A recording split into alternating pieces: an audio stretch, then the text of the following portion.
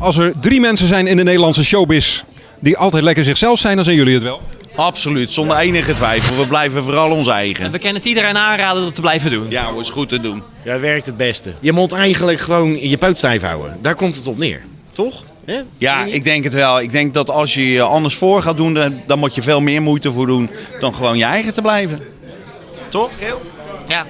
Ja, nee, het gaat echt gewoon heel lekker. We zijn veel aan het optreden en we zijn heel druk bezig. We zitten in ons jubeljaar. Dit jaar zijn we 10 jaar met elkaar op pad. Je zou zeggen, hoe hou je dat vol? Dat vragen we ons ook af, maar wij doen het echt. En, dus we gaan hele leuke dingen doen. En dat zijn we vooral nu druk mee om dat te gaan regelen allemaal. Er komt een nieuw album uit, een groot feest te geven en zo. Dus daar hebben we het nu druk mee. Nou, het tipje wat we erover op kunnen lichten is dat we aan het voorbereiden zijn om dadelijk iets te gaan roepen. Dat de mensen hun datum vrij moeten houden. Dat kunnen we alvast even prijsgeven.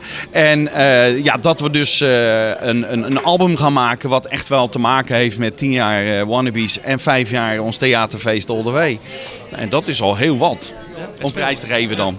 Eigenlijk is alles wat we doen, zelfs hier met jou staan, vinden we al ontiegelijk leuk, weet je. Nee, dat is echt waar.